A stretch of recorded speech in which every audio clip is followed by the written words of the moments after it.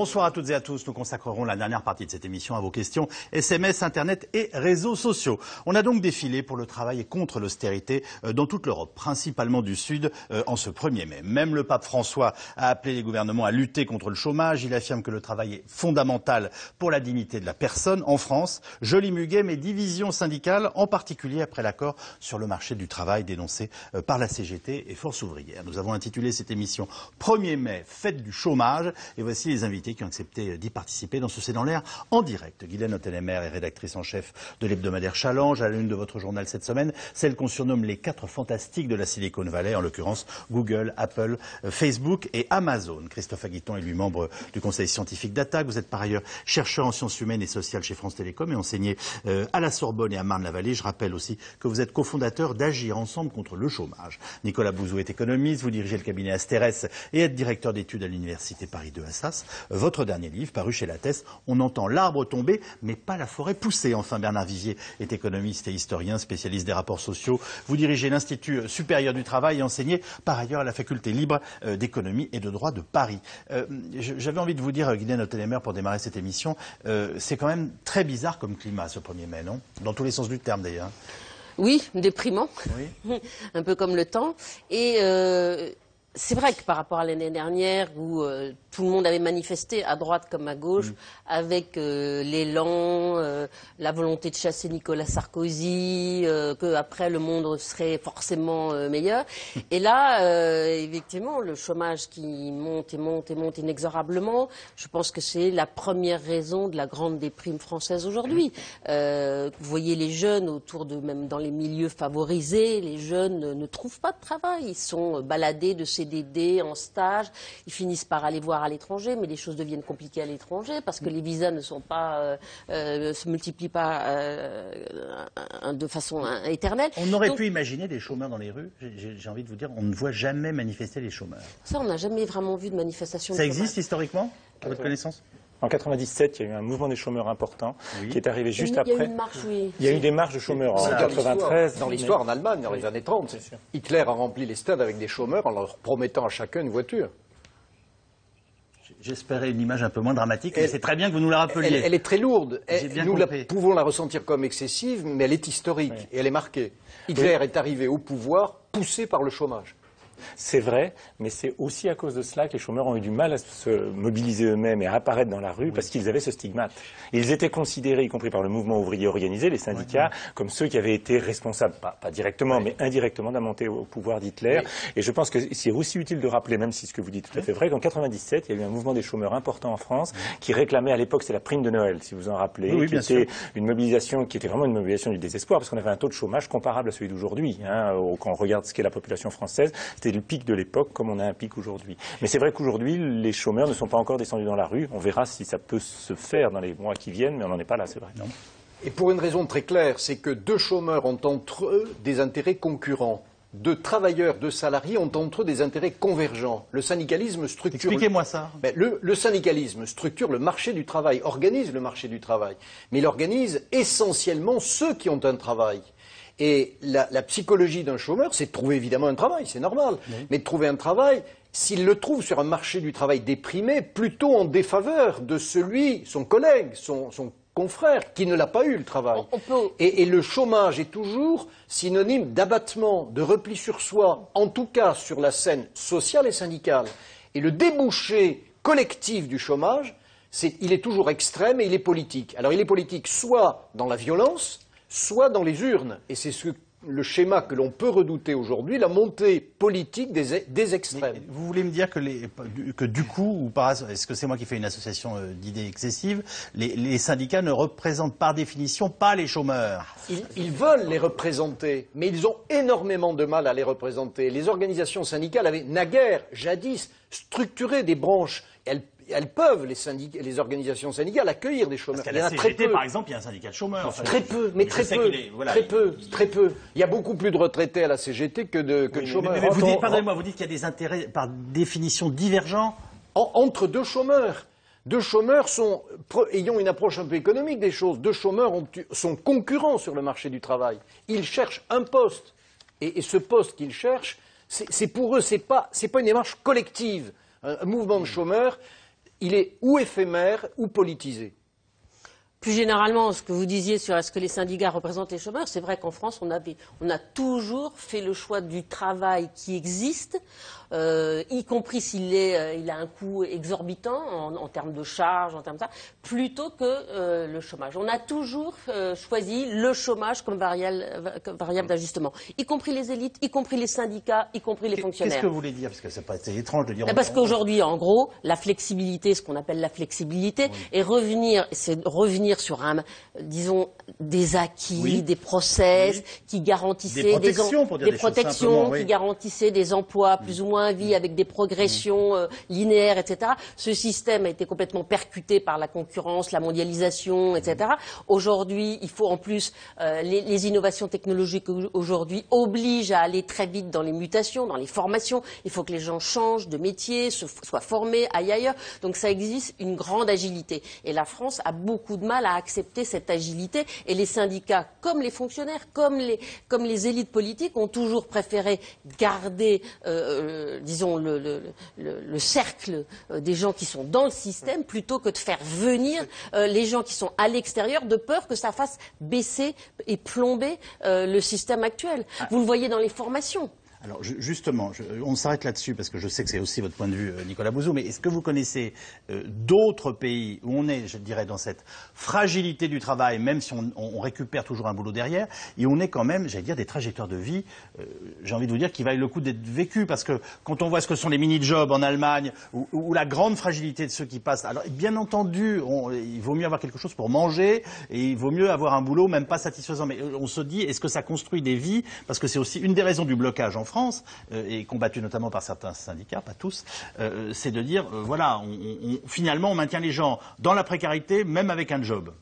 Alors, quand vous regardez, alors, puisque vous évoquez l'Allemagne, quand vous regardez le gros des créations d'emplois en Allemagne, ce ne sont pas des mini-jobs. Alors ça ne veut pas dire que les mini-jobs n'ont pas fait, mais enfin, l'essentiel des créations d'emplois, c'est pas ça. Mais quand vous regardez des études, par exemple, sur ce qu'on appelle l'économie du bien-être, c'est-à-dire vous regardez finalement quel est le moral des diverses catégories de la population, vous voyez très clairement que ce qu'il y a de pire, c'est d'être sans activité, c'est d'être au chômage. C'est-à-dire que très clairement, quand vous avez un job, même mal payé, même à temps partiel, vous êtes dans une situation personnelle en matière d'estime de soi, ce qu'on appelle, alors peut-être de façon un peu provocatrice ou imprécise, mais ce que les économistes appellent le bien-être, vous êtes dans une situation qui est bien meilleure qu'être demandeur d'emploi. Et ce qui est très frappant, et je crois qu'il faut le marteler, c'est que beaucoup de situations de la vie qui peuvent paraître comme étant des situations absolument terrifiantes. Par exemple, avoir un accident de voiture et se retrouver tétraplégique. Vous perdez moins en bien-être, c'est ce que nous montrent les études, que quand vous perdez votre emploi. Pour une situation qui peut se comprendre, surtout en France, c'est que quand vous perdez votre emploi, en réalité, vous ne le retrouvez pas, et donc vous êtes dans une situation évolutive. C'est-à-dire que vous vous déqualifiez avec le temps. Quand vous êtes au chômage, ça n'est pas un choc qui vous tombe dessus. C'est véritablement une descente qui est extrêmement progressive. Et ce qui me pose le plus de soucis en ce moment, c'est même pas le taux de chômage, y compris en Europe. C'est le taux de chômage de longue durée. C'est le fait qu'on accumule une masse de chômeurs qui sont sans emploi depuis 1 an, depuis 2 ans. Et même au moment de la reprise économique, parce que je crois que la reprise va venir, mais même au moment de la reprise, on n'arrivera pas à les réintégrer dans l'emploi. Je crois qu'il faut qu'on ait dès maintenant cette réflexion. On va reparler de tout ça dans quelques instants. Pardonnez-moi, je vous donne la parole après la diffusion du premier reportage. Puisque vous le savez, les syndicats ont donc des filets divisés. La CGT, de façon finalement assez classique, était au départ de la Bastille, rejointe par une partie de la gauche et les altermondialistes. Pour la CFDT, rassemblement plus tôt dans la journée, en banlieue de Reims, avec l'UNSA et la CFTC. Chacun d'ailleurs assume cette division, en particulier chez les syndicats réformistes, après le fameux désaccord sur le marché du travail. Reste Marine Le Pen, qui elle justement dit vouloir s'adresser désormais aux ouvriers, aux petits commerçants et autres paysans qu'elle affirme défendre. Autour d'elle, vous le verrez aussi, beaucoup de jeunes au cri de « On est chez nous ». Margot Chouraki, Clémence Delabaume, Grégory Roudier. Monsieur Mélenchon, est-ce que c'est une fête aujourd'hui? Est-ce que c'est vraiment la fête du travail? C'est comme ça. En ce moment, le travail, il n'est pas en fête. Hein. Les gens souffrent, il y a de la peur, c'est plutôt ça. Mais on ne peut pas appeler ça fête du travail. Je ne sais pas si c'était l'idée, hein, d'ailleurs. Hein. Salut, on écrabouille. Ce serait plutôt une fête du chômage avec un taux record de 11% en France. À Paris, le Front de gauche défile dans le même cortège que la CGT, avec en ligne de mire le gouvernement. l'argent, il y en a dans les caisses du patronat. On va aller le chercher et ça va chier. Changer de cap, ça veut dire renoncer à la politique d'austérité telle qu'elle est menée aujourd'hui dans notre pays. Il faut appeler les choses par leur nom. Je crois que tout le monde se rend bien compte que le vent libéral souffle sur la France aujourd'hui. Et donc il faut véritablement avoir une politique de gauche, ce qui était, semble-t-il, la volonté de ce gouvernement à l'époque où il était dans l'opposition il y a maintenant un an. La CGT avait d'ailleurs appelé à voter François Hollande. Mais aujourd'hui, le gouvernement peut davantage compter sur la CFDT qui, elle, se réunissait ce matin, bien loin de la capitale, à Cormontreuil, près de Reims. C'est vrai que ça ne vous pose pas de problème, la décision. Car si les syndicats sont d'accord sur l'objectif, la bataille pour l'emploi, ils sont opposés sur les moyens d'y parvenir. Ici, la solution à la crise passe par l'accord national interprofessionnel signé par la CFDT, mais rejeté par la CGT. La société évolue, il faut évoluer avec cette société et pas rester sur, on va dire, des règles qui pouvaient avoir une raison d'exister il y a quelques années, mais plus aujourd'hui, quoi. Ce qui serait ennuyeux, c'est que s'installe durablement un dialogue fait d'invectives, de caricatures, d'insultes, parce que bon, on a quand même une responsabilité commune vis-à-vis des salariés qu'il faut qu'on exerce justement en pleine responsabilité, c'est-à-dire quand on a des désaccords, on peut les exprimer, on peut en discuter, on n'est pas obligé de s'insulter. Réformiste d'un côté, contre les tenants d'une ligne dure de l'autre, comprenez la CGT, et le risque d'une division durable du syndicalisme français. Nous pouvons travailler ensemble. Il n'y a pas à l'égard de la CGT d'ostracisme ou de coupure définitive de notre point de vue. Il y a sur un sujet particulier un désaccord et la question de manifester ensemble, elle se pose pour s'opposer à quelque chose, aussi proposer, mais il faut qu'on soit d'accord sur le mot d'ordre, comme on dit. Nous n'étions pas d'accord sur le mot d'ordre, donc nous ne l'avons pas manifesté avec la CGT. Des syndicats divisés et un front national qui se frotte les mains.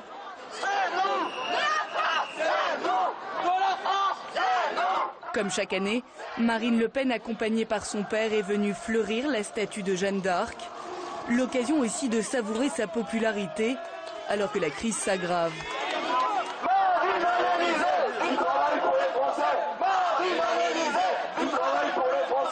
C'est Marine Le Pen présidente. Voilà, il n'y a qu'un mot, c'est ça. Non, la solution, honnêtement, c'est de sortir de l'Europe. Ceux qui n'ont pas de papier, ils travaillent au black. Et nous, on trouve même pas de boulot, quoi. Rendre les emplois aux Français. L'inactivité touche aujourd'hui 25% des jeunes très présents dans les rangs du défilé. Ils se font aujourd'hui les porte-voix du refrain le plus connu du Front National, qui lie immigration et chômage. Marine Le Pen monte à la tribune. Face au chômage, toujours la même solution. Quand sévit un chômage de masse, croissant, quand la récession s'attaque au pouvoir d'achat, quand il est si difficile de se loger, la priorité nationale s'impose. Des arguments qui progressent au sein de l'électorat populaire. Selon un dernier sondage, Marine Le Pen se qualifierait au second tour avec 23% des voix si on refaisait l'élection présidentielle aujourd'hui. Alors, à la suite de ce reportage, il y a, je dirais, deux morceaux, si je puis dire, ou deux débats qu'il faut avoir. Un, celui de ce qui se passe dans le mouvement syndical français en ce moment, en particulier entre la CFDT et la CGT, après cet accord sur le travail qui a été signé par la CFDT. Et puis, évidemment, face au chômage de masse, on voit qu'il y a des responsables politiques qui disent apporter des réponses. On vient d'entendre des jeunes gens qui manifestent en disant Marine à l'Élysée du travail pour les Français. On prend les choses les unes après les autres. On commence d'abord par la division syndicale. Alors, on peut dire que c'est un classique, mais là on a l'impression que ça fait longtemps que ça n'a pas été aussi tendu, alors qu'on a de nouveaux responsables. Et nous, on était très surpris en effectuant ce tournage de voir qu'à la CFDT et à Reims, là, ils étaient très clairs, enfin ils assument absolument, je dirais, la rupture même momentanée, en disant bah non, nous, on vit très bien sans la CGT. Qu'est-ce qui se passe et est-ce que c'est une bonne ou une mauvaise nouvelle? Alors, appliquée au 1er mai, l'idée de la division syndicale, c'est une idée reçue. Le monde syndical a toujours été éparpillé le jour du 1er mai. Force ouvrière a toujours défilé, à une exception près, toute seule. Donc l'exception, c'est l'union, nous dit Exactement. L'exception, c'est l'union. Et d'ailleurs, Laurent Berger le dit assez bien, c'est ponctuel. Il insiste là-dessus, on le voit dans le reportage, il insiste là-dessus. Du 7 au 14 juin prochain, à l'initiative de la Confédération européenne des syndicats, des grandes manifestations sont prévues partout en Europe. La CGT, la CFDT vont se retrouver. Donc la tendance générale n'est pas cassée. La conférence sociale que le président de la République a convoquée les 20 et 21 juin prochains va voir une préparation organisée par la CGT, la CFDT. Les équipes vont se retrouver, préparer cette conférence sociale. Sur le fond, il n'y a pas de rupture grave entre les organisations. Mais excusez-moi, c'est en signant des accords et en voyant ce qu'en disent les uns et les autres qu'on se rend compte finalement de l'analyse qu'ils font de la situation. Ce qui vient de se passer entre, je mets de côté Force ouvrière, mais en tout cas la CGT et la CFDT sur le fameux accord sur le marché du travail est extrêmement violent. Oui. Et puis c'est fondamental, ça touche on est dans la vision du monde, l'idéologie au sens le plus noble du terme, et la façon qu'on a de dire on signe ou pas les accords et pour faire quoi et avec qui.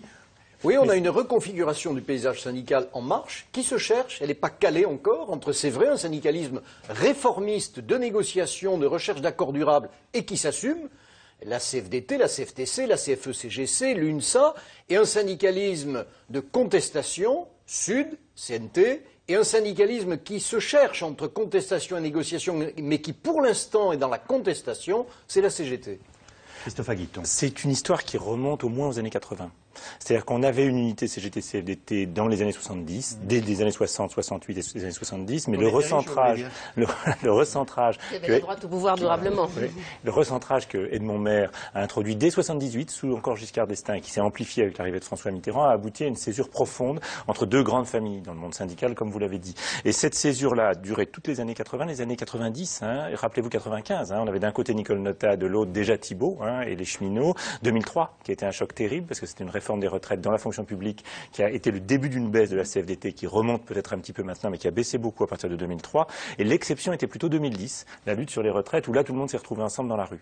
Donc on a quelque chose de longue durée et qui perdure et qui divise vraiment en deux 50-50 le monde syndical français. Derrière ça, moi ce qui m'intéresse c'est le fait qu'on a malgré tout un mouvement syndical qui depuis ces 30 années s'est beaucoup affaibli sur le plan structurel, c'est-à-dire les équipes militantes sont plus faibles, plus âgées, ont moins de prise directe avec les salariés. Le résultat de tout ça c'est que cette division... Les syndicats sont comme la société française. Voilà.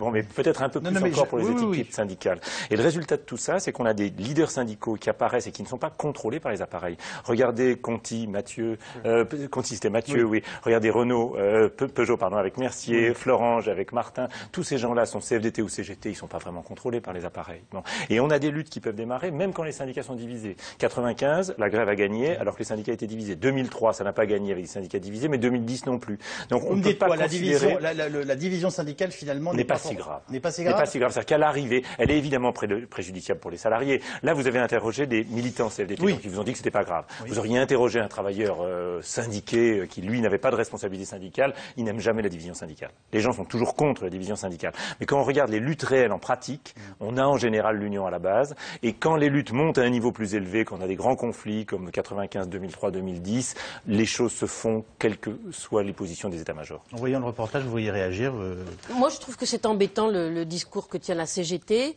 qui est d'ailleurs souvent démenti à la base, qu'on voit qu'il y a des entreprises qui signent des accords de flexibilité, y compris la CGT, parce que Je le dis toujours parce que localement, la CGT signe énormément d'accords. C'est parce que ça participe. 84%. Là où elle est présente. Oui. Parce que ça veut dire qu'à la tête, à Paris, on participe d'un discours de déni qui entraîne cette espèce de crise, de mélancolie, le déclin, tout est foutu, parce qu'on croit qu'on ne peut pas avancer, que de toute façon tout va être moche, tout va être moins bien, on met la barre tellement haute, rien ne bougera, on n'acceptera pas. Mais c'est très bien de dire ça, mais si on n'apporte pas des solutions, les gens, à la base, dans une usine, un ouvrier, il sait ce qui se passe, il comprend très bien ce qui se passe, il sait quels sont les remèdes, jusqu'où il peut aller, ils le savent. Alors pourquoi tenir ce discours qui est quand même quasi soviétique, c'est-à-dire on va continuer à faire 4%, alors que les gens à la base savent que ça ne va pas marcher.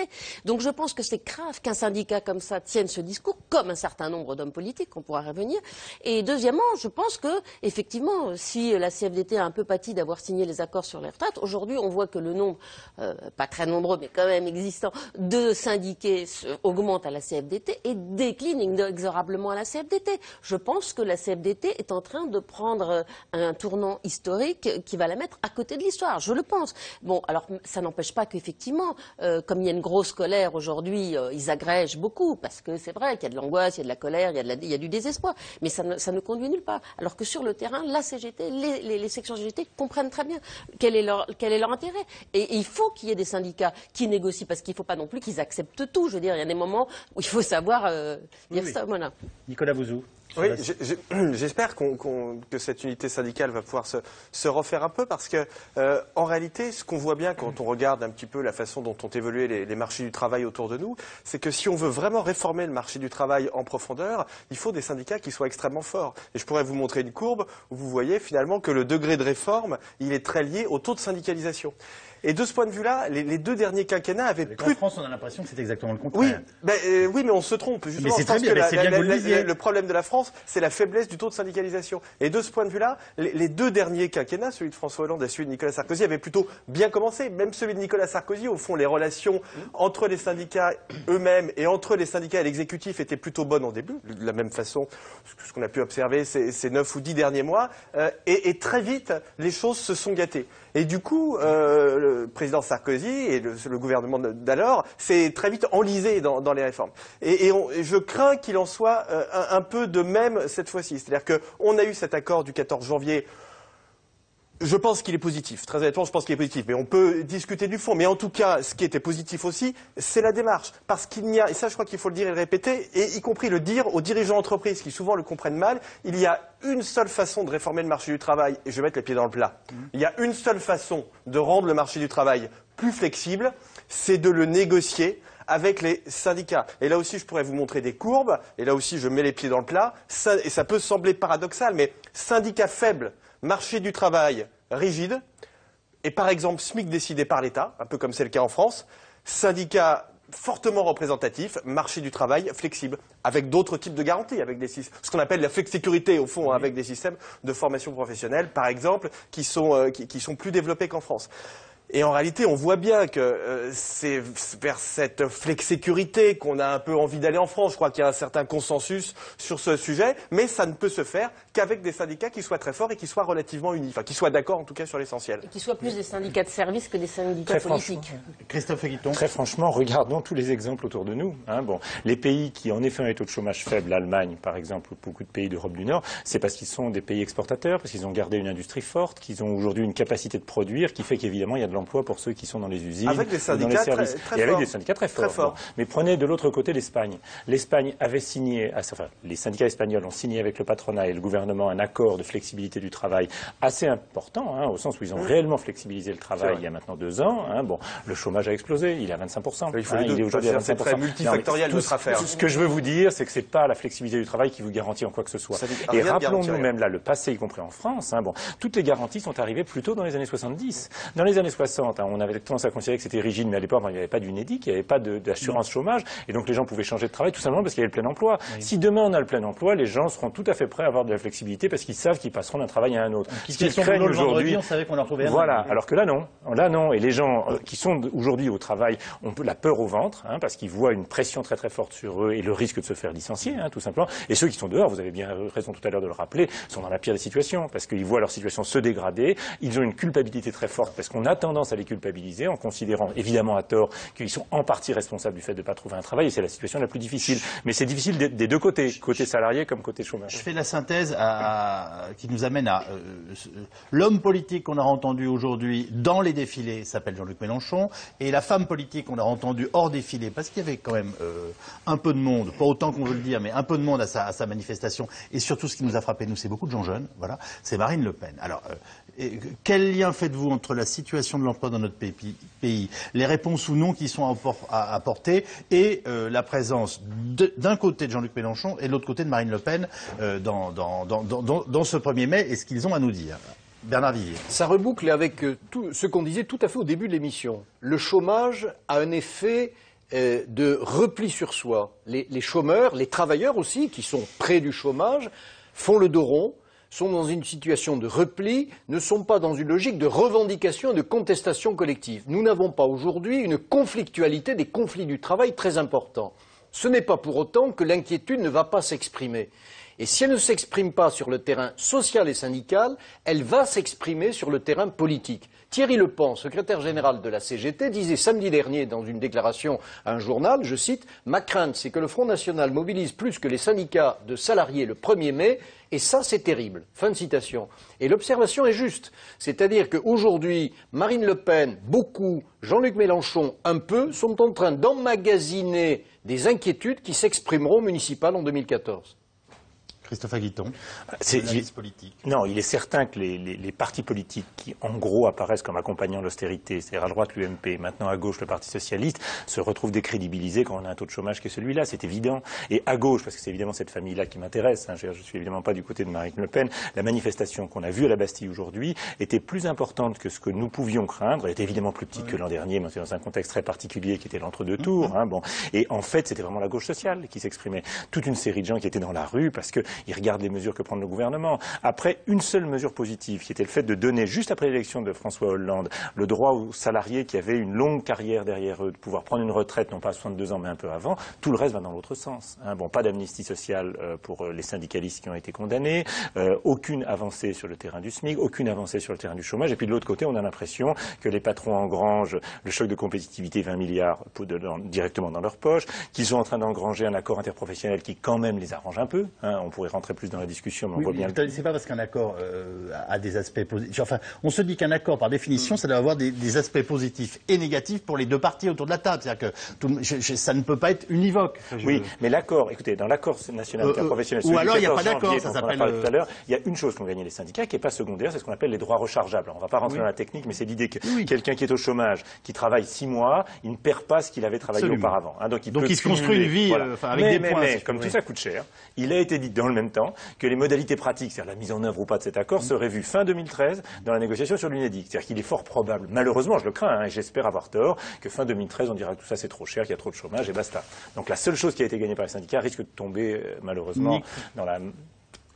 Pardonnez-moi, Nicolas Bouzou. Non, ce que je veux dire, c'est que quand on regarde les choses à la fois géographiquement autour de nous et historiquement, on se rend compte que ça n'est pas le chômage qui est le principal déterminant de la montée des extrêmes. Autour de nous, vous avez des pays avec une montée des extrêmes dans lesquels le chômage est relativement faible. C'est autre chose, à mon avis. C'est le changement. C'est le fait qu'à chaque fois qu'on est dans une grande mutation technologique, ce qu'on appelle aujourd'hui la mondialisation, c'est-à-dire un déplacement du centre de gravité économique du monde, vous avez une montée vers les extrêmes et vous avez des troubles sociaux. Et quand vous regardez nos deux grands moments politiques en France qui sont 1848 et 1789, ce ne sont pas des moments où vous avez des poussées de chômage ou des poussées de pauvreté, contrairement à ce qui a été dit. 1789, il n'y a pas eu de poussée de pauvreté. Ce sont des moments de mutation extrêmement forts. Et quand vous regardez très attentivement une carte de France des votes politiques, vous voyez que vous avez énormément d'endroits dans lesquels vous n'avez pas du tout de chômage, qui sont en plein emploi, notamment des communes rurales, dans lesquelles vous avez un vote extrême qui est extrêmement fort. Prenez les Pays-Bas, vous avez une montée forte de l'extrême droite, avec un chômage qui certes monte, mais donc je crois que ça va très au-delà de cette question. Finalement, Bernard Vivier parlait de la peur du changement, je pense que c'est plus la peur du changement, mais qu'on peut comprendre, parce qu'en effet, vous l'avez dit tout à l'heure, les mutations sont absolument colossales, c'est ça qui génère cette espèce de repli sur soi. Que répondez-vous aux plus jeunes des manifestants qui étaient à la manif de Marine Le Pen et qui disent on veut du travail pour les Français? Le sous-entendu, parfois il est parfaitement explicite dans les manifs, c'est les étrangers qui nous piquent notre boulot. Alors je pense que c'est quelque chose qu'il faut aborder, en parler. Voilà. Qu'est-ce qu'il y a à dire là-dessus et qu'est-ce qu'il y a à leur répondre? C'est très clair. Les marchés sont mondiaux et les marchés sont mondiaux, y compris le marché du travail. Les statuts protecteurs, et notre pays a élaboré énormément de statuts protecteurs, c'est l'État en France qui a élaboré beaucoup de statuts protecteurs dans la fonction publique, dans le secteur public, et aussi pour ordonner, parfois gérer à la place des acteurs sociaux aussi ce qui se passe sur le marché du travail privé. Mais les statuts protecteurs ne le sont plus aujourd'hui. On ne peut pas avoir une réglementation nationale alors que le marché du travail est mondial. Donc forcément, la solidarité, la recherche de solutions se fait au minimum au niveau européen, et sur un axe franco-allemand fort, Et évidemment, en recherchant au niveau mondial les solutions. Mais c'est l'axe d'attaque de Marine Le Pen depuis 3 ans. Bien sûr, vous êtes un foutu de nous protéger. Oui. Il faut remettre en place un certain nombre de barrières et de protections. Et l'Europe et les faux, entre guillemets, présidents français qui s'appellent Hollande ou Sarkozy sont incapables de nous protéger dans ces moments difficiles. Mais parce que le nationalisme économique, le repli sur soi, c'est-à-dire le protectionnisme en économie, le refus de l'étranger sur le marché du travail sur le plan social, c'est aussi sur le plan politique l'isolement. Et que va peser la France dans les 20 années qui viennent si elle reste isolée? Et si elle ne construit pas un bloc européen solide, elle ne sera plus rien.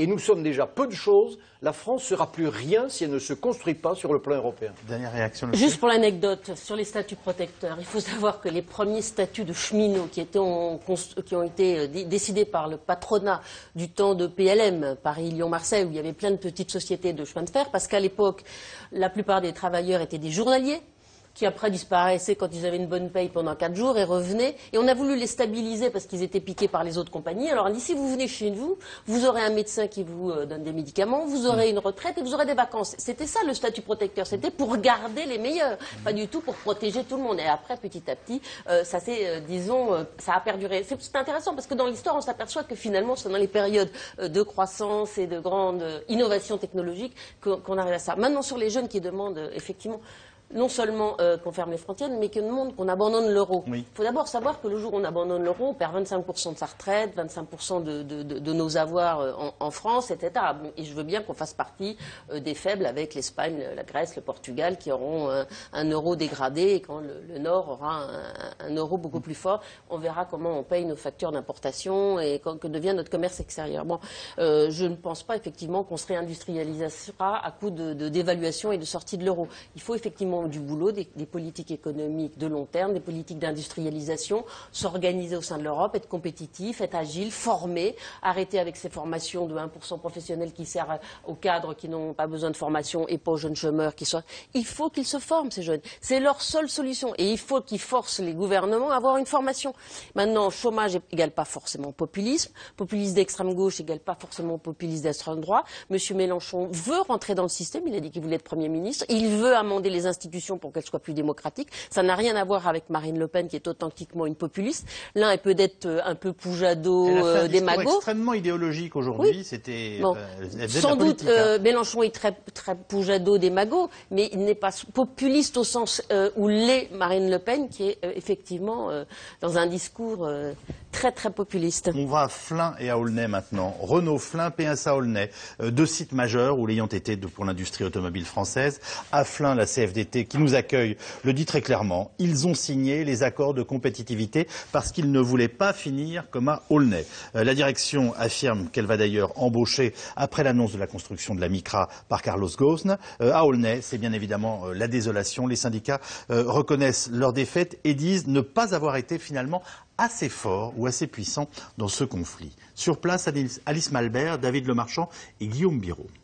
Pas comme vous êtes en train de mentir aux gens. Que tu veuilles ou que tu veuilles pas, on montre la vérité à l'opinion publique.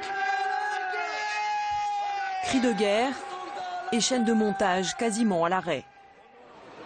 Ceux qui donnent de la voix dans cette usine, ce sont les grévistes. Environ 200 sur 2800 salariés. Malgré l'assurance affichée, une bataille est perdue. Ils reconnaissent avoir dû revoir leur objectif à la baisse. On n'est plus sur la bataille contre la fermeture de l'usine d'Aulnay, même si nous, au fond de nous-mêmes, on trouve inacceptable et injustifiée cette fermeture. Mais ok, on n'est pas assez fort pour la faire reculer. Dont acte. Acté la fermeture de l'usine d'Aulnay. Lundi, c'est sous haute surveillance que le comité central d'entreprise a officiellement lancé le plan social.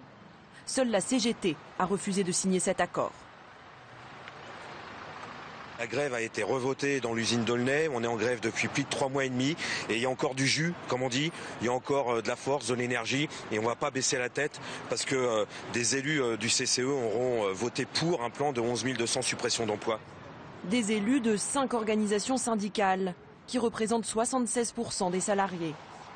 La déléguée du SIA majoritaire à Aulnay confie même un certain soulagement. c'est une volonté des salariés d'Aulnay. Aujourd'hui, nous disent, bon, quand est-ce que vous signez le PSE, qu'on s'en aille. On ne signe pas le PSE. Ce qui a été signé, c'est les mesures d'accompagnement qui ont été négociées. Et maintenant, il faut appliquer ces mesures. Pour moi et mon syndicat, aujourd'hui, le plus dur, il reste à venir. Le plus dur, l'usine Renault de Flins semble y avoir échappé. C'est sur ce site que le constructeur va fabriquer la prochaine Nissan Micra dès 2016. Pour la majorité des syndicats, l'accord de compétitivité signé en mars commence à porter ses fruits. Le fait de se retrouver comme Aulnay aura pas été...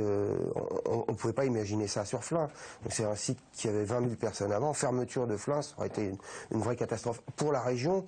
Et en fait, le fait de lâcher quelques acquis pour favoriser l'emploi nous paraissait une évidence. C'est-à-dire que moi je pense qu'aujourd'hui, moi je suis en fin de parcours, mais si j'avais 40 ans et si je me retrouvais dans la situation d'un certain nombre de jeunes ici, où on me donnait à choisir entre perdre une dizaine de jours de RTT et conserver mon emploi, mon choix il est vite fait. Vite fait, sauf pour le syndicat d'en face. Augmentation du temps de travail et gel des salaires. Cet accord de compétitivité, la CGT s'y était opposée. Et aujourd'hui, le syndicat est réservé sur la capacité à produire 80 000 Micra chaque année. Il y a 3 modèles de produits actuellement et nous faisons à peu près 120 000 véhicules par an. Donc vous voyez, 80 000, c'est moins que ce que nous faisons aujourd'hui. Alors si ça s'ajoute, eh bien il faudra des embauches. Il faudra au bas mot 2000 embauches pour pouvoir assurer cette production. Et là-dessus, la direction ne répond pas. Elle n'ouvre, le bureau d'embauche aujourd'hui à Flins est fermé. Nous, on commencera à y croire quand ils commenceront à embaucher. Quand les départs seront remplacés, les intérimaires, il y en a 650 aujourd'hui sur le site, eh bien qu'ils les embauchent avant de parler de projets futurs pour 2016, etc. Au siège, on précise qu'il s'agit bien de 80 000 Micra, en plus des 2 générations de Clio et de la Zoé déjà produites sur le site. Aucun doute, le constructeur va embaucher. C'est clairement de l'emploi supplémentaire. Aujourd'hui, on a une production qui a un niveau plutôt de l'ordre de 120 000 véhicules par an. On a des progrès de productivité en cours, bien évidemment, qui seront largement compensés par cette augmentation de production et donc qui viendront par la force des choses et pour le plus grand bien de l'emploi dans la région, qui viendront ajouter des emplois supplémentaires. D'après la direction, environ 1 millier d'emplois devraient être créés sur le site de Flins. Reste à savoir quelle sera la nature de ces contrats. Qu'est-ce que vous retenez de ce qui vient de se passer, notamment dans ces 2 usines, Bernard Vivier? Essentiellement que le syndicalisme, c'est la négociation. Le syndicalisme efficace, c'est la négociation. Tania Suceste, leader du syndicat majoritaire à PSA Aulnay, le dit. Le plus dur est devant nous. C'est-à-dire que depuis 9 mois, chez PSA, par des mesures de retardement, les organisations syndicales et la direction n'ont pas été juridiquement en capacité d'avancer et de négocier. Il y a 2800 personnes à Aulnay. Il y a aujourd'hui, à en croire la direction, 3700 propositions de reclassement envisagées. Bon, ça reste à vérifier, mais ça, c'est le travail de négociation, de reclassement. Les mesures de reclassement bidon, ça existe aussi, hein? Ça existe aussi. Mais cette entreprise a fait appel à un très gros cabinet de reclassement, connu sur la place française, pour être un cabinet sérieux et pas un cabinet bidon. Mais il y a un gros effort qui doit s'engager. Pendant tout ce temps-là, il y a eu des coûts économiques pour l'entreprise et de la désespérance qui s'est développée chez les salariés. Et donc ça, c'est très lourd. Nous avons aujourd'hui une situation qui enfin va pouvoir se libérer. C'est le résultat de la négociation. Et ça, c'est le résultat du travail syndical. Ce qui s'est passé à Aulnay, c'était pas venant de la CGT avec un habillage CGT, c'était pas une démarche syndicale, c'était une démarche politique. Jean-Pierre Mercier est un authentique militant. Il a une étiquette syndicale très puissante, il fait 28% des voix aux élections professionnelles, mais il s'affirme dans une logique de rupture radicale révolutionnaire. À Flins, nous le voyons, la CGT a une autre attitude. On vient de le voir dans le reportage. La CGT, elle attend de voir, elle est prudente. D'ailleurs, c'est vrai, la création des emplois, tout ça n'est pas encore calé, ça reste à négocier. La CGT n'est pas vent debout contre cet accord du 13 mars dernier et des applications. Mais c'est le résultat. C'est-à-dire que le blocage, la violence sur le lieu de travail, c'est pas productif et c'est pas du syndicalisme. Mais ça veut dire quoi? Alors je prends que, par exemple, la CGT, elle laissera signer des accords qu'elle ne signera pas, mais qu'elle peut parfois ne pas bloquer. C'est souvent l'attitude de la CGT dans des entreprises, pas au niveau national, mais dans des entreprises où la CGT laisse faire des accords, laisse se mettre en place des accords, en condamnant souvent le caractère insuffisant, mais souvent disons aux petits camarades, hey, tu signes, hein, fais pas de blague, tu signes. Bon. Je ne partage pas cette idée que c'est la négociation qui serait la solution, disons, dans un cas comme celui de Peugeot-Aulnay.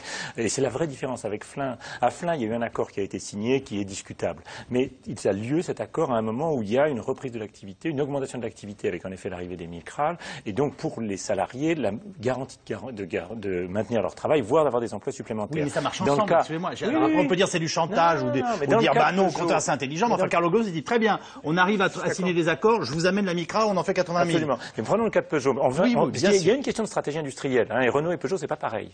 Peugeot a refusé de rentrer dans une concentration parce que la famille n'en voulait pas, la famille Peugeot, et donc est un groupe qui est trop petit à l'échelle mondiale. Alors que Renault s'est internationalisé et s'est concentré d'une certaine façon avec Nissan, ce qui lui permet d'avoir des plateformes communes et donc d'avoir des moteurs qui sont les mêmes pièces, d'autres pièces qui sont identiques dans les deux entreprises. C'est ça qui explique, sur le plan industriel, pourquoi ça marche mieux que Peugeot. Mais pour revenir maintenant à l'affaire de la négociation, Peugeot à Aulnay, c'est 2800 personnes qu'on met dehors d'une certaine façon. Alors on peut dire qu'il y a des propositions de reclassement, mais ça veut dire qu'on va à 30 km au mieux, c'est-à-dire si c'est Poissy, au mieux. Non, sur le site il y en aura très peu. Quelques centaines sur le site. Le reste, c'est soit Poissy, soit plus loin. Donc on peut comprendre que pour des salariés qui vont se retrouver avec un changement radical dans leur mode de vie, qui vont devoir déménager avec leur conjoint ou leur conjointe qui évidemment n'est pas forcément prêt à pouvoir les suivre, donc des familles bridées, on voit le désespoir. Bon. Et si les choses avaient été aussi simples que vous le dites, les syndicats réformistes étaient majoritaires à Aulnay. Le CIA dont vous parlez, qui vient historiquement des syndicats patronaux, mais qui maintenant est un syndicat indépendant, est un syndicat modéré. On l'a bien vu là. Il est majoritaire. Si on additionne la CFDT, qui est elle aussi modérés dans l'usine, ils sont totalement majoritaires. La CGT ne fait que 28%. Même si on rajoute Sud, qui est tout petit, ça fait un tiers. Qu'est-ce que vous voulez nous dire? Ce que je veux dire, c'est qu'il y a peut-être que 200 grévistes, comme c'est dit dans le reportage, mais ces 200 grévistes, ils ont derrière le soutien des 2000 ouvriers qui sont là et qui savent que leur vie va être foutue. Non. Ils ont le soutien. Je vous assure, une grève à 200 contre 2800, ça marche pas. Ça marche pas. Bon, si ça marche, c'est je vous affirme qu'on bloque un collège, un lycée, une usine, avec Digus. Quand il y dans un lycée, en général, c'est que les lycéens sont assez contents de le lycée. Excusez-moi de cette image, mais je veux dire, on sait qu'on peut avec très peu de gens bloquer une situation. Mais ça ne marche vraiment que si derrière il y a un consentement tacite. Et pourquoi les autres sont pas en grève? Parce qu'ils touchent un salaire tout en ne travaillant pas, parce que l'usine est bloquée. Et ils n'ont pas forcément tort, ils ont une famille à nourrir, ils ont des charges à payer, ils ont un loyer à assurer. Donc tout ça, il faut le comprendre. Mais on est évidemment dans une situation où les ouvriers sont les premiers à être inquiets et donc ils soutiennent les grévistes. Sur ce qui vient de se passer dans ces deux usines. Moi, ce qui m'intéresse chez Renault-Nissan, c'est qu'effectivement, on voit Arnaud Montebourg parler d'un accord historique, s'en féliciter, etc. Mais on a là la démonstration localement de la déconstruction du modèle social français, entre guillemets, auquel il s'oppose au niveau national. Donc, où on ouvre enfin les yeux en disant oui, peut-être qu'en ce moment, il y a une bagarre mondiale un peu difficile avec des pays émergents qui, pour le moment, ont des salaires moins hauts que nous et qui nous achètent peut-être moins de voitures parce qu'à leur tour, ils en fabriquent. Bon, il faut se battre, il faut se mettre sur le pont. Alors, peut-être que là, effectivement, on aura 10 jours de RTT en moins, peut-être qu'on aura 2 années de travail en plus en termes de retraite, mais on va conserver nos positions, on va conserver notre outil de travail, nos industries, etc. Et on va de l'avant, ou alors on se ferme les yeux, on dit notre modèle social, il est formidable, la retraite, ça bouge pas, les remboursements, tout ça, ça bouge pas, et on est très bien, et on coule. Donc je trouve qu'il est formidable à Flins, c'est que ça donne de l'espoir. C'est-à-dire qu'effectivement, aujourd'hui, cette usine va être compétitive, et que les petites voitures, aujourd'hui, il y a les voitures de luxe et les petites voitures qui marchent bien mondialement, et ben les petites voitures Micra qui marchent très très bien vont être fabriquées en France pour être exportées dans toute l'Europe. Donc je trouve que c'est un message d'espoir extraordinaire et que M.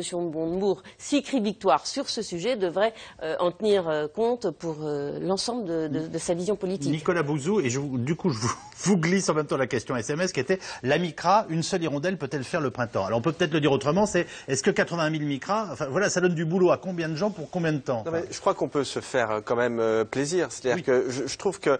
Il n'est pas interdit de dire que les nouvelles sont bonnes quand il y en a. Oui, non, mais absolument. Et ça cadre avec une inflexion de politique économique du gouvernement qui me semble assez forte depuis 3 ou 4 mois. Le problème, c'est le décalage entre les perceptions et la réalité. C'est-à-dire que les gens conservent une perception qui est une perception extrêmement négative, qui est celle des licenciements économiques, des plans sociaux, alors que j'ai l'impression que les choses sont en train de changer. Il y a eu en effet un certain nombre d'accords qui sont quand même positifs. Et puis il y a une autre mesure qui me semble très intéressante, dont le gouvernement ne parle pas, et je crois savoir pourquoi, d'ailleurs pour des raisons politiques, mais ce qu'on appelle le crédit impôt compétitivité emploi.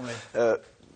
Il l'a fait rapidement, mais l'idée c'est de rendre aux entreprises à peu près 6% de leur masse salariale. Ça représente des montants qui sont absolument colossaux, mais des montants qui sont absolument colossaux. Et j'ai tout lieu de penser que ça va véritablement permettre à des entreprises de réembaucher et d'investir, puisque c'est fait pour ça. Hein. Ce sont des fonds qui sont fléchés. C'est-à-dire que je ne suis pas tout à fait d'accord avec vous quand vous disiez tout à l'heure on redonne aux patrons. Par définition, non, puisque c'est interdit à moi, évidemment, de ne pas respecter la loi. Et donc, je crois que ce qu'on est en train de voir avec la MICRA, justement, c'est l'un des éléments qui peut peut-être enclencher, alors j'aime pas le terme optimiste parce qu'il est très, mais enfin, un mouvement un peu plus positif. Et très rapidement, vous parliez d'Arnaud Montebourg. Moi, je vois beaucoup de dirigeants d'entreprise. Arnaud Montebourg, c'est le ministre aujourd'hui préféré des dirigeants d'entreprise, ce qui peut sembler incroyable, parce qu'il avait vraiment, parce qu'il avait critiqué PSA, etc., parce que justement, il est dans une logique de croissance. Et aujourd'hui, on a absolument besoin de retrouver cette logique de croissance, parce que les accords syndicaux, c'est très bien.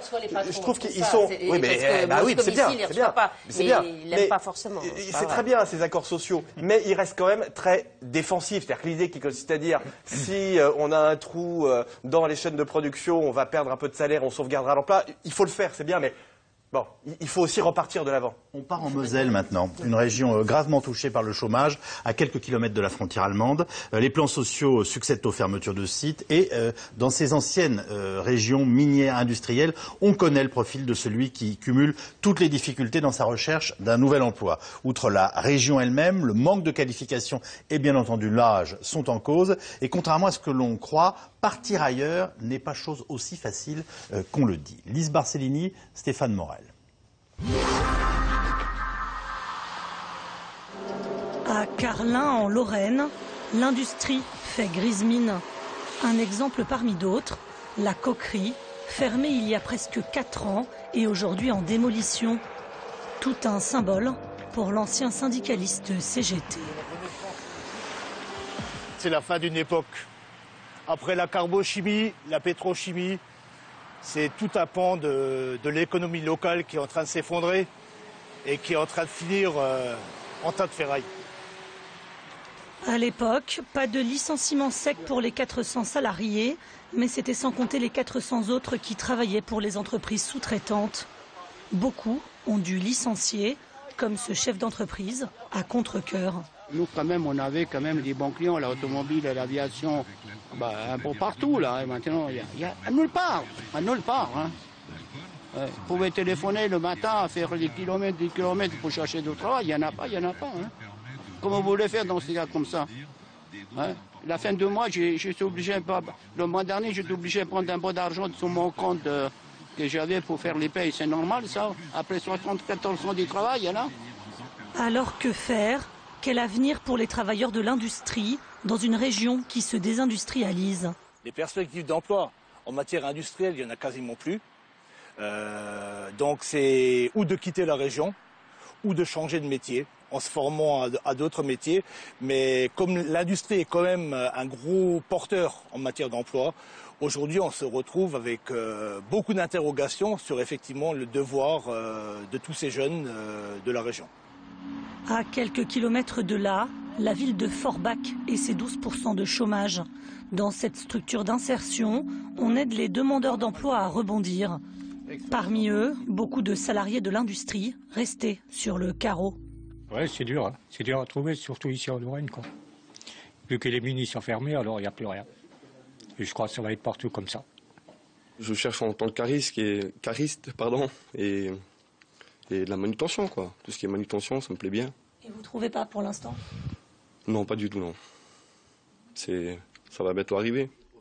Mohamed, lui, a travaillé à la coquerie de Carlin chez un sous-traitant et depuis sa fermeture, il galère. Aujourd'hui, son conseiller insertion lui propose un contrat certes précaire, mais un contrat quand même. Il faudrait le signer, s'il vous plaît. Il lui conseille aussi de ne pas hésiter à être mobile. Vous seriez prêt à déménager pour trouver un emploi? J'ai déjà fait avant. J'étais à Marseille pour travailler. Et pourquoi vous êtes venu ici alors? Parce que ma femme est d'ici, elle ne voulait pas partir d'ici. Partir, déménager pour trouver un emploi ailleurs, plus facile à dire qu'à faire. Nous, on constate que plus on est qualifié, plus la mobilité est importante. Moins on est qualifié, moins la mobilité est importante. Quand on est dans la difficulté, c'est difficile de quitter ses amis et sa famille pour aller tenter l'aventure ailleurs. C'est très très risqué. Même si on est en difficulté, la famille, les amis, etc. permettent d'avoir là une forme de sécurité, un matelas, on va dire, qui amortit la difficulté de la vie, quoi. À une vingtaine de kilomètres de Forbach, la ville de Saint-Avold. Ici, monsieur le maire est fils et petit-fils de mineurs polonais.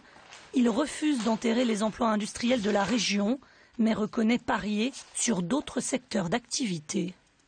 Finalement, le fils de Müller que je suis reste optimiste. Parce que lorsqu'on a des enfants qui étudient, lorsque quelque part on arrive finalement à passer sur des périodes de crise comme nous vivons actuellement, en se disant bien évidemment que je ne vais peut-être pas trouver le métier que je voudrais faire, mais je trouverai peut-être autre chose. Les emplois de demain, finalement quelque part, ça sera conforme un petit peu à ce qui est en France. C'est les emplois de proximité, les emplois des domiciles, les emplois finalement qui seront liés bien évidemment à la réussite hospitalière. Ces emplois-là sont pour nous importants. Pour résorber le chômage, la région compte sur l'implantation prochaine de nouvelles entreprises comme Terra Nova près de Thionville. Mais pour l'instant, ce qui sauve la Lorraine, ce sont ses frontières. 15% des habitants de Saint-Avold vont chaque jour en Allemagne pour travailler. C'est impressionnant ce reportage parce qu'on a à la fois un pan d'histoire, des gens qui parfois ont essayé de partir ailleurs mais sont revenus parce que c'est exactement ce que vous me disiez il y a quelques instants. C'est pas facile d'embarquer tout le monde. Il est assez aisé de dire aux gens traverser la France, quitter l'Est pour aller descendre travailler. Voilà. Quand on a une famille, c'est quand même un peu plus compliqué. Et puis un maire qui essaie d'être volontariste, mais voilà, et 15% de la population qui va travailler en Allemagne. Ou au Luxembourg et dans l'industrie. C'est ça ce qu'il faut répéter, c'est-à-dire que vous êtes à Saint-Avold, vous prenez votre voiture, vous allez à 50 km à l'est ou à 60 km au nord, et vous voyez des industries très modernes, qui sont souvent des industries propres, dans lesquelles l'État a beaucoup investi. Et vous allez au sud du Luxembourg, vous savez, le Luxembourg, je l'ai déjà dit 100 fois, pardon, mais on pense souvent que c'est la finance, mais vous allez à la frontière, vous avez une ville qui s'appelle Esch-sur-Alzette, dans laquelle on fait de l'industrie. Et le drame dans tout ça, c'est qu'il n'y a pas de drame lorrain en soi. D'ailleurs, on prend toujours la Lorraine quand on veut montrer la désindustrialisation, mais la Bourgogne, la Franche-Comté, le Nord-Pas-de-Calais connaissent à peu près la même chose. Le drame de notre affaire, c'est qu'on n'a pas eu le courage de dire suffisamment tôt que l'avenir de la France, c'était pas dans la coquéfaction. Parce que si, je suis désolé de le dire brutalement, mais si on tombe du ciel parce qu'on a des coqueries qui ferment, ça veut dire que soit on a manqué d'intelligence, soit on a manqué de courage. Et sans doute plus de courage que d'intelligence, d'ailleurs. Donc il aurait fallu prendre le sujet extrêmement en amont. Alors maintenant, c'est un peu tard. Le maire de Saint-Avold a raison. Je crois qu'il faut parer au plus pressé. Et donc, il faut absolument faire en sorte que ces gens retrouvent des jobs. Et là aussi, il faut dire la vérité. À court terme, on ne va pas réindustrialiser la Lorraine tout de suite. Donc, ça se fera plutôt dans des services du type service à la personne. Dans la région, on dit Saint-Avold. Excusez-moi de vous reprendre, mais comme je sais qu'elle est toujours très sensible à ce genre de choses, je me permets fais mon voilà. Voilà.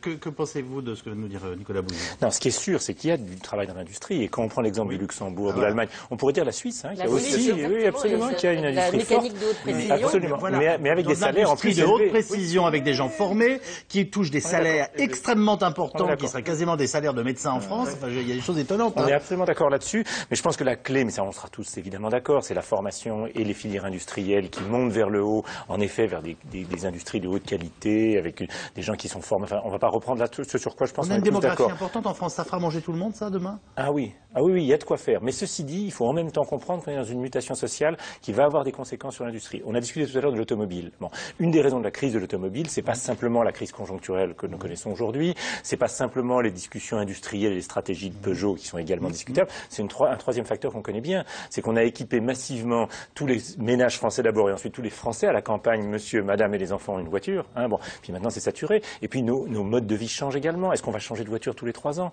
Tout ça c'est fini. Et dans de grandes villes comme Paris, Lyon, Marseille, beaucoup de gens font du covoiturage, prennent des solutions qui sont plus écologiques. Donc on a une mutation sociale qui fait que toute une série de secteurs industriels vont devoir se repenser. Il y aura de la voiture demain, mais de toute façon dans des proportions moindres, ou alors des voitures différentes. Bon. Mais il y a d'autres secteurs dans lesquels il y a du travail. Moi, une des choses, c'est aussi une banalité, mais qui moi m'afflige toujours, vous prenez toute la question de la rénovation des bâtiments pour en faire des bâtiments qui ne sont plus consommateurs d'énergie, ou en tout cas beaucoup moins qu'ils ne le sont aujourd'hui. Ça, c'est de l'emploi en France, c'est de l'emploi qualifié. Donc là, il y a vraiment de quoi faire. Mais ça veut dire là, cibler les aides qui ne sont pas vraiment ciblées aujourd'hui. On peut revenir sur les 20 milliards dont vous avez parlé tout à l'heure. Nous allons tous les payer, ces 20 milliards, par des augmentations de TVA. Hein, c'est des mesures qui ont été déjà annoncées par le gouvernement dès 2014. Hein, donc ça va venir vite. On va les payer. Et franchement, est-ce que ce ne sera pas le tonneau des Danaïdes? Le premier profiteur, c'est la Poste. Voilà. Est-ce qu'il n'aurait pas mieux valu cibler ça, par exemple, sur la rénovation thermique des bâtiments? Parce que là, on est vraiment dans un pas vers le futur, vers des secteurs qui sont garantis en termes d'emploi et qui sont écologiques. Donc il y a toute une série de choses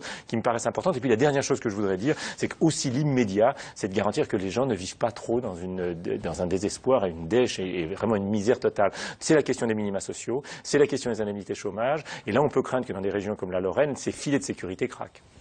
Vous y ajoutez quelque chose? Je vois pas pourquoi les filets de sécurité craqueraient plus. Trop bas, hein. Moi, j'ai repris le RSA sans travail, on est à 480. Voilà, et pas ailleurs. Non, parce que là, la situation est particulièrement difficile. Voilà, c'est parce que la situation est plus difficile ici qu'en région parisienne. D'abord, quand je vois ce reportage, effectivement, c'est plus facile de voir les choses du point de vue statistique que quand on voit réellement la condition des gens. Et c'est vrai que quand on voit par exemple la vallée de l'Arve, moi je donne toujours cet exemple, c'est extraordinaire quoi. Ils sont obligés de faire des week-ends de ski pour faire venir les gamins et leur montrer que c'est sympa de travailler en usine aussi. Hein. C'est pas un truc forcément dégueulasse et que c'est intéressant et qu'il y a des bonnes payes. Hein. On a eu aussi tout un discours dans l'éducation nationale, dans les milieux intellos sur faut se libérer de l'usine, faut se libérer de tout ça. Puis maintenant tout d'un coup on redevient amoureux de l'industrie. Mais pendant des années on n'a pas été très amoureux de l'industrie. Et je pense qu'effectivement il y a eu des énormes erreurs dans le système de formation. Aujourd'hui, on continue à avoir besoin de 700 000 ingénieurs en Europe. La France en fournit 5 000 par an. Bon. Pourquoi est-ce qu'aujourd'hui on fournit 5 000 ? Pourquoi est-ce qu'on n'ouvre pas des écoles d'ingénieurs ? Pourquoi est-ce qu'on ne développe pas les IUT d'ingénieurs ? Pourquoi est-ce qu'on ne pousse pas les gens alors aujourd'hui, c'est toujours les numéros clausus des écoles d'ingénieurs qui sont tellement bonnes qu'il n'y en a pas beaucoup et ils sont les papes. Bon, je veux dire, on a eu ça pour la médecine, on fait maintenant venir des médecins roumains, marocains. Il y a un problème de formation au départ, dans les universités, et puis il y a un problème de formation continue, et un problème de formation professionnelle. La formation professionnelle, c'est plusieurs milliards par an qui vont acquis à des gens qui sont dans des grands groupes, qui n'ont pas besoin forcément d'énormément de formation. Ça va pas aux jeunes qui sont dans des parcours compliqués, qui ont besoin entre 2 jobs d'avoir une véritable formation. Tout ça, les partenaires sociaux ne veulent pas en parler. Moi, bon courage à celui qui va mettre les trucs sur la table, parce que ça sert aussi à financer les syndicats patronaux comme les syndicats de salariés. Donc, il n'y a qu'à refiler le dossier à Arnaud Montebourg. Voilà. Eh ben, alors là, s'il le fait exploser, ça serait peut-être une chose très utile. Vous voulez ajouter quelque chose? Oui, 2 choses. D'abord, rapidement, l'industrie et les services, ça ne s'oppose pas. Prenons les constructeurs automobiles. Aujourd'hui, PSA ou Renault ne vendent pas des voitures. Ils vendent des voitures, bien sûr, mais ils sont, comme le dit l'un d'eux, constructeurs de solutions. Et dans 8 ans, 10 ans, 15 ans, 20 ans, ils vendront de la mobilité, c'est-à-dire pas forcément un véhicule, un objet. Bon. Deuxième chose, on vient de le dire les uns et les autres, la question de la formation est centrale. À la prochaine conférence sociale, ce sujet de la formation va venir. C'est un des grands chantiers programmés par le président de la République pour le 2e semestre 2013. Et c'est central. Alors, il y a cet aspect des tuyauteries, des mécanismes qui collectent et financent la formation, mais il y a tout ça. Aujourd'hui, 10% des chômeurs seulement ont une formation. Et ça, c'est les chômeurs. Mais les 16 millions de travailleurs qui aujourd'hui ont un emploi ont besoin de cette formation. Il faut la structurer tout au long de la vie. Ça, c'est la meilleure assurance chômage. Et on passe aux questions SMS. La France risque-t-elle de connaître un taux de chômage comparable à celui de l'Espagne? Ah non, parce qu'on part de plus bas, on est à 10,5%, donc on ne va pas aller à 20% tout de suite. Mais je le répète, taux de chômage c'est une chose. Le plus inquiétant, c'est que 40% des demandeurs d'emploi aujourd'hui le sont depuis plus d'1 an. Et pour eux, il faudra des mécanismes de formation professionnelle extrêmement coûteux. Il faut y réfléchir dès maintenant. À quand une baisse du chômage? Quelles sont les prévisions les plus optimistes et les plus pessimistes? Oui, c'est intéressant de voir les... Ça peut arriver très vite. Hein. Je veux dire, la baisse du chômage peut arriver très vite. On peut parfaitement être à 11% cet été et passer à 10,9% ou 10,8% si vous voulez. Donc, à mon avis, le sujet, c'est plutôt où on veut aller. C'est-à-dire comment on fait pour retrouver 7 ou 6% de chômeurs. Mais la baisse du chômage, enfin, si vous avez de la croissance et elle va revenir, le chômage baissera un peu. Il y a deux moyens quand même de faire baisser le chômage. Un premier moyen, c'est en effet qu'il y ait de la croissance économique. Hein. Si on dépasse le niveau d'augmentation de la productivité, on embauche tout bêtement. Et là, vous avez raison, mais malheureusement, on ne voit pas la fin du tunnel. Il y a une deuxième mesure qui compte. Hein. François Hollande l'a fait en toute petite partie, mais c'est vraiment tout petit. C'est d'avoir un traitement social du chômage qui passe par des emplois type emploi aidé. Pourquoi le travail coûte-t-il si cher en France? Est-ce que vous corroborez cette analyse? Oui, quand on fait des comparaisons, c'est surtout qu'on a été sur des lignes qui ont grimpé beaucoup en France, alors que par exemple dans des pays comme l'Allemagne, ça s'est stabilisé, ça a baissé, ça a un petit peu remonté et ça a remonté, parce que bon, on a un système quand même social, c'est un modèle social qui est tout à fait unique au monde.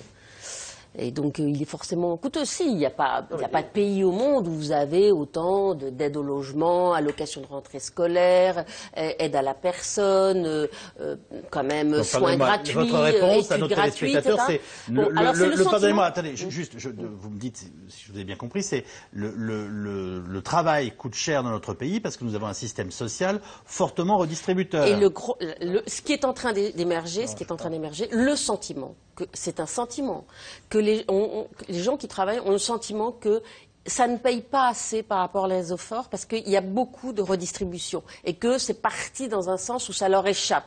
Et ça, c'est très dangereux. Et il va falloir c'est pour ça qu'il faut absolument mieux gérer l'État, réduire la dépense publique pour que les gens soient persuadés que ce système est performant et que les efforts qui leur sont demandés en termes de cotisation sociale ou d'impôts vont effectivement à la bonne personne de manière juste et efficace. Je pense qu'il y a deux problèmes structurels qui sont un peu différents. Il y a un premier problème qui est de l'affaire du logement. Ça a l'air de rien, mais c'est pas secondaire. C'est quand on a des prix du logement élevés, il y a une très forte pression dans les entreprises pour que les gens soient payés tout simplement pour pouvoir habiter pas trop loin de là où on travaille. Et donc ça pèse beaucoup sur les salaires. Hein. On s'aperçoit qu'une des raisons pour l'Allemagne qui explique pourquoi les salaires sont restés relativement stables, c'est le fait que le logement est bas.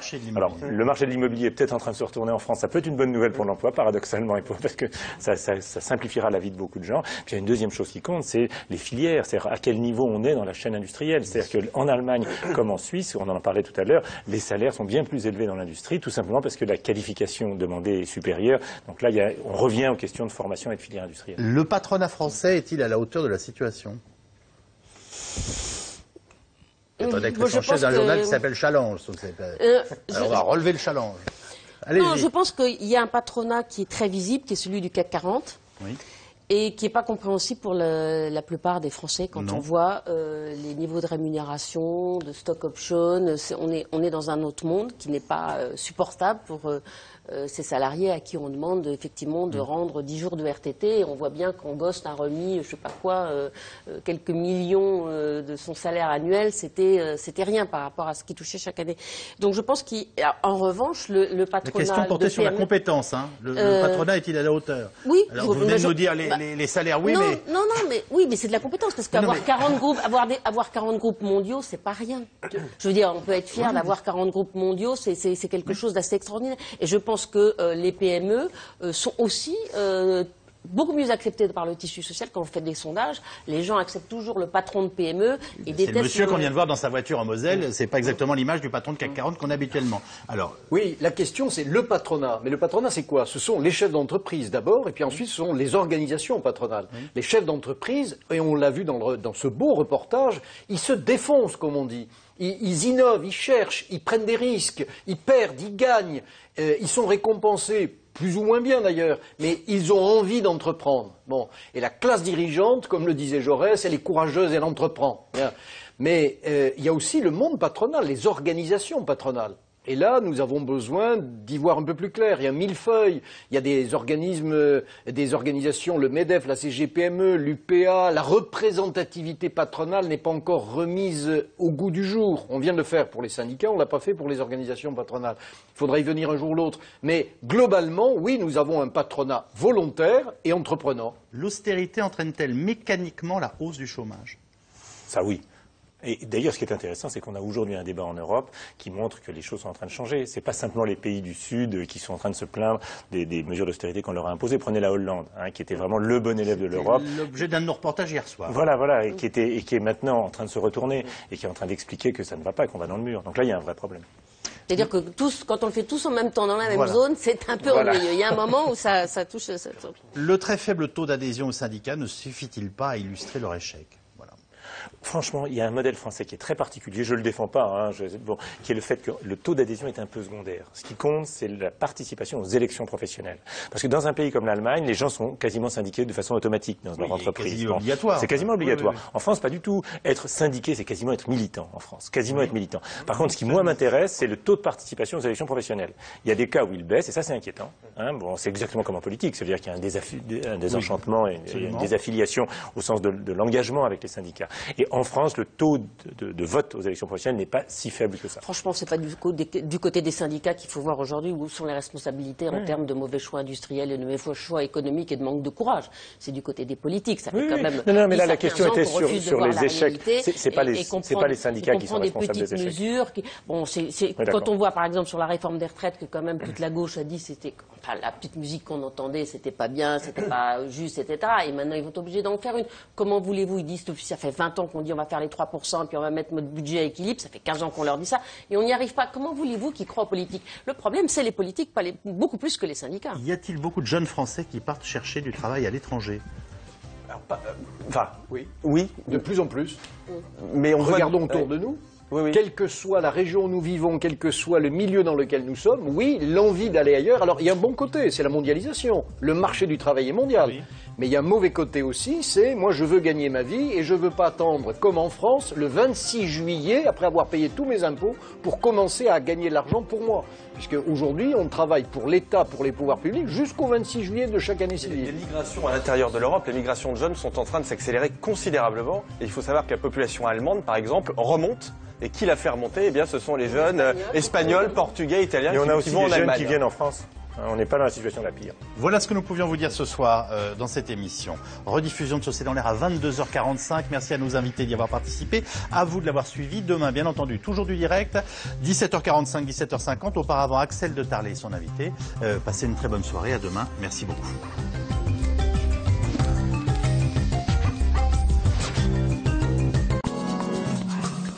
Pour toutes vos questions sur l'actu, C'est dans l'air sur France5.fr.